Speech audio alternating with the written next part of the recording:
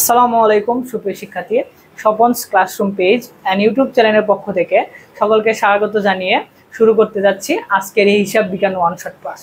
আচ্ছা, প্রথমে শুরুতে আমি আমার পরিচয় জানিয়ে দিচ্ছি। আমি তোমাদের মাহি ভাই, পড়াশোনা করছি Rajshahi university banking and insurance ডিপার্টমেন্টে। তোমাদের কার কার স্বপ্ন রাজশাহী বিশ্ববিদ্যালয়ে পড়ায় কমেন্টে জানিয়ে দিও। চলো কথা না বাড়িয়ে শুরু করছি আজকের এই হিসাব বিজ্ঞান ক্লাস। আজকের এই ক্লাসে তোমরা প্রথম অধ্যায়ে যে তোমরা নবম ও দশম শ্রেণীর প্রথম অধ্যায়ে যে হিসাব বিজ্ঞানের পরিচিত অধ্যায়টা আছে, এই অধ্যায়ে তোমরা A to Z যত কিছু আছে সব জানতে পারবা।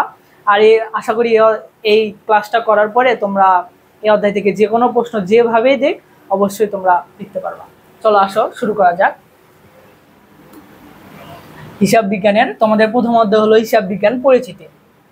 আসো, হিসাব বিজ্ঞান কি ভাইয়া? হিসাব বিজ্ঞান হলো একটি প্রক্রিয়া। হিসাব বিজ্ঞান কি ভাইয়া?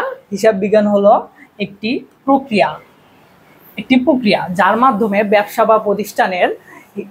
বা প্রতিষ্ঠানের সমস্ত আর্থিক লেনদেন, কি ভাইয়া? আর্থিক লেনদেন, অবশ্যই লেনদেন হতে হবে আর্থিক অঙ্কে। যখন লেনদেন অধ্যায়টা পড়াবো এরপরে তখন বুঝতে পারবা যে লেনদেনটা কি। লেনদেন লিপিবদ্ধ, শ্রেণীবদ্ধ, সারসংক্ষেপণ, বিশ্লেষণ এবং বিশ্লেষণের মাধ্যমে ব্যবহারকারীদের নিকট উপস্থাপন করা হয়, তাই ভাইয়া হিসাব বিজ্ঞান।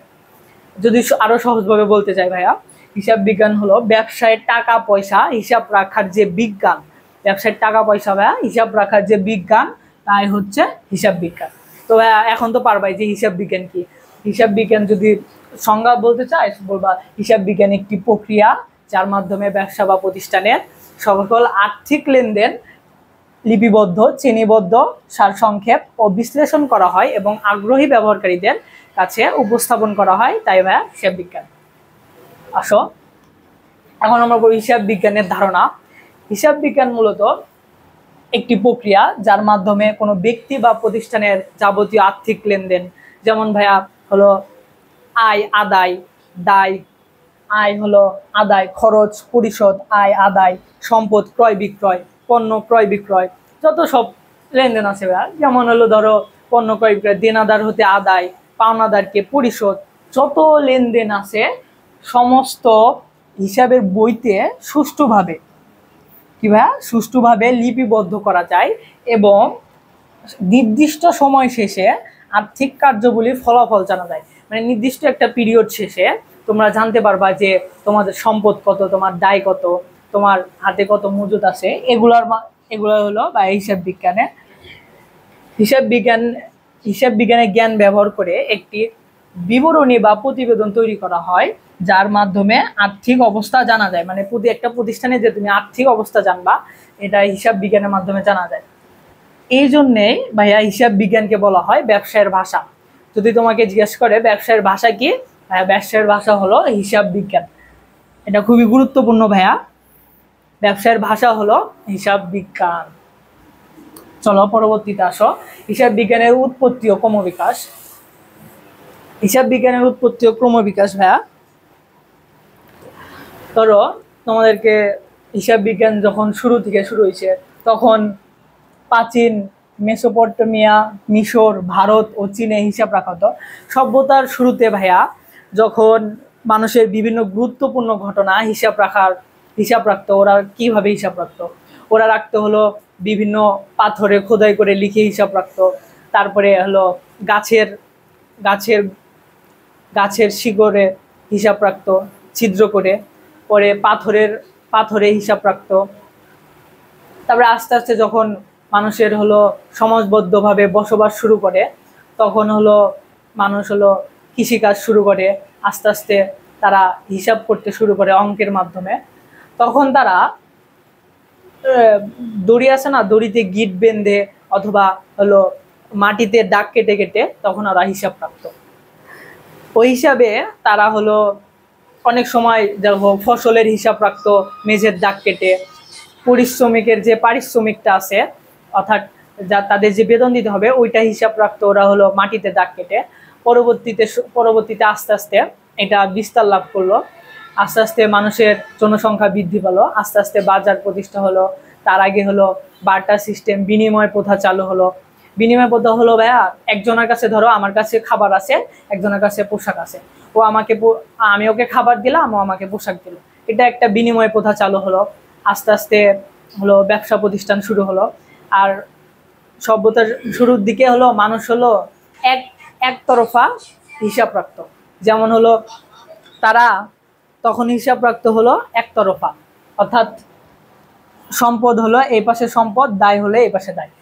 একতরফা হিসাব রাখতে রাখতে মানুষ এক সময় হলো প্রয়োজন দেখলো যে হলো সম্পদ আর দায় একতরফা হিসাব রাখা বেশ কঠিন হয়ে পড়ে।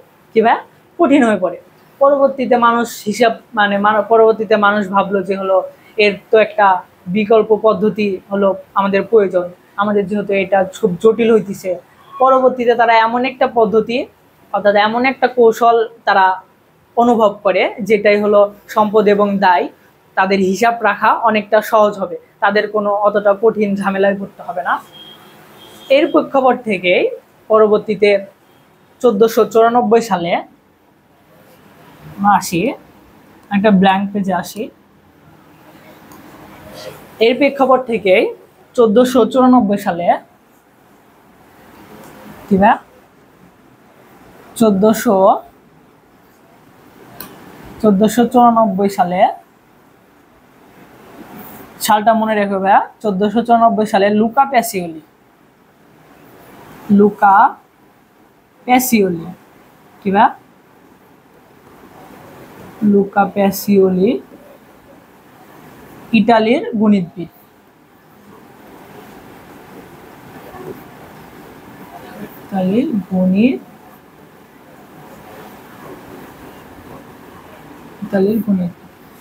এই প্রেক্ষাপট থেকে মানে মানুষের যে একটা আকাঙ্ক্ষা ছিল যে এমন একটা পদ্ধতি তাদের দরকার যেখানে হলো তারা হিসাব রাখবে, দুই পক্ষে তাদের হিসাব রাখতে সহজ হবে, সম্পদ এবং দায় তাদের অনেক কোনো ঝামেলা করবে না। মানে সম্পদ এবং দায় তাদের যে কঠিন সমস্যা ছিল, যে হলো এক পাশে হিসাব রাখলে তাদের সম্পদ এবং দায় পাওয়াটা মানে হিসাবকাল শেষে কঠিন হতো, সেটা সহজ করার জন্য এই ইটালির গণিতবিদ লুকা প্যাসিওলি 1494 সালে তার একটি গ্রন্থে দুতরফা দাখিলা পদ্ধতি সম্পর্কে লিখিত একটা পদ্ধতি প্রকাশ করে, তার বইটার নাম ছিল ভাইয়া সুম্মা ডি,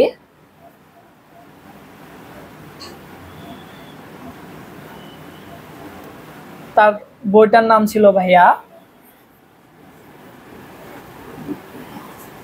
সুম্মা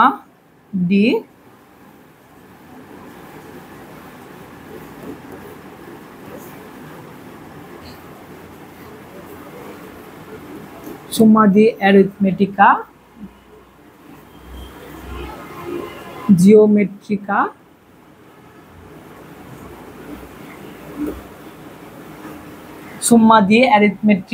জিওমেট্রিয়া প্রপোর্শনিয়েট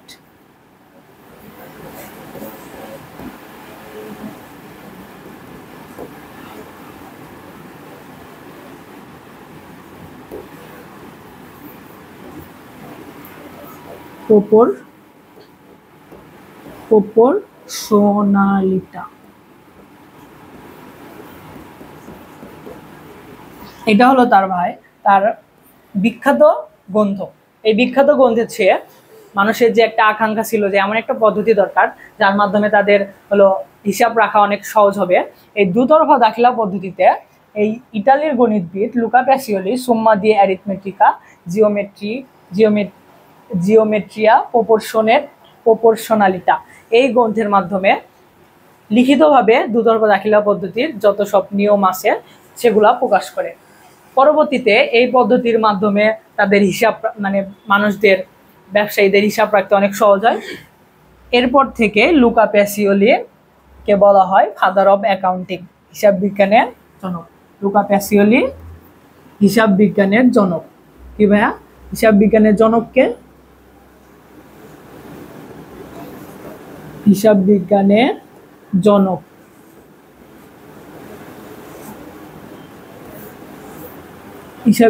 জনককে ভাইয়া লুকা প্যাসিওলি। এই থেকে মূলত হিসাব বিজ্ঞানের সৃষ্টি। পরবর্তীতে আস্তে ধীরে ধীরে ব্যবসা বাণিজ্যের সাথে সাথে হিসাব বিজ্ঞানটাও আস্তে আস্তে উন্নতি লাভ করে। তো মনে থাকবে ভাইয়া, হিসাব বিজ্ঞানের যদি প্রশ্ন আসে, হিসাব বিজ্ঞানের জনককে? Luka Pacioli. কোন দেশের নাগরিক ছিলেন? ইতালির ভেনিস শহরের নাগরিক ছিলেন। আসো পরবর্তীতে দেখি। হিসাব বিজ্ঞানের উৎপত্তি শিখলাম আমরা, উৎপত্তি তোমরা পারবা। হিসাব বিজ্ঞানে এখন উদ্দেশ্য ও প্রয়োজনীয়তা। কেন আমরা হিসাব বিজ্ঞান করব? হিসাব বিজ্ঞানের একটি উদ্দেশ্য আছে, এবং কেন আমরা হিসাব বিজ্ঞান শিখবো? হিসাব বিজ্ঞানের অন্যতম প্রধান উদ্দেশ্য হলো, ভাইয়া মনে রেখো, হিসাব বিজ্ঞানের অন্যতম প্রধান উদ্দেশ্য হলো আর্থিক ফলাফল ও আর্থিক অবস্থা নিরূপণ।